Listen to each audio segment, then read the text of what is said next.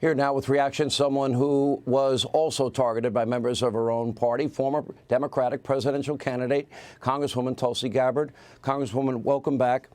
When you see that video and you know that Joe Biden is trying to bring some basic common sense back to the party, what's your reaction? Sean, what bothered me most when I saw that video was really the exaggeration and the dishonesty, where you have people there who are essentially trying to create a viral moment and a headline and yelling out, Joe Manchin's trying to run us over.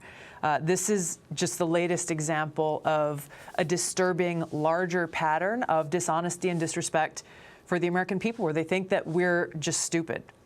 We saw this in the excuses that were laid out when McAuliffe lost in Virginia. They said, oh, well, you know, Youngkin won because he sounded his dog whistle, and that all the dogs came out and voted. And that's why he won. And it reveals really what they think about us, that we're stupid, that we're dogs, that we don't have intelligence or free will to make our own decisions for ourselves. And therefore, we should just trust them in their arrogant attitude that they and the big government, they know what's best for us, and they'll make the best decisions for us. You know, I use the analogy, I was the MC the night Newt Gingrich became Speaker in 1994, and it was a wake-up call. Remember, Republicans have been out of power in the House of Representatives for 40 years, and it became a wake-up call for Bill Clinton, and that's when he changed gears, and the era of big government is over, the end of welfare as we know it. This modern Democratic Socialist Party, I do not see has any capacity to change course or adjust. What we've seen since Tuesday is full steam ahead on socialism. Do you see the same thing? What I see is this continued disrespect of the American people. And that's, if we look at the underlying problem here, is that we don't have leaders who actually respect the American people, who actually respect us enough to listen to what parents are concerned about, you know, their children and their education, to listen to the American people who are sick and tired of the power elite trying to tear us apart based on the color of our skin.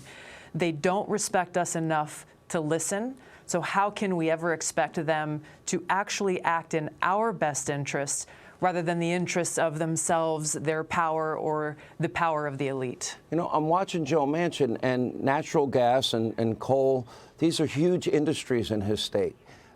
These policies will directly and negatively impact the people of West Virginia. So he's standing up for the people that put him in office. As you look at this emerging party led by the Squad, led by New Green Deal socialism, do you even consider yourself a Democrat anymore? I'm less concerned about party politics. Yes, I'm a Democrat, but I'm less concerned about party politics than I am concerned about the future of our country, given the kind of leadership that we are seeing, this kind of self-serving leadership that plunges forward. You just played a few different clips that really, again, reveal the arrogance of this leadership that plunges forward without any regard for the cost and consequences on the American people in the short term or the long term, the cost and consequences on our freedoms, on the undermining of our constitutional rights. There are deeper issues here that really need to be brought to the forefront that most in the media are not even talking about. You know, there was a period in my life, Congresswoman, where I had to struggle for a lot of years to pay rent. I know what it's like. The high cost of gasoline, totally preventable. We were energy independent. Why would we ever give that up? What happened at the border, totally preventable. We had a policy that was working. Afghanistan, another example. We could have withdrawn when we had full control of Kabul and all the surrounding areas. We had months to do it. They didn't do it. And then you look at inflation, then you look at energy prices, and you put all of this together. Who's getting hurt here? The people that make this country great, the working men and women of America, the people that really, you know, the poor, the middle class. You know, paying $1.50 more a gallon, I can afford it, but a lot of people can't. And there seems to be a disconnect in terms of caring about those people.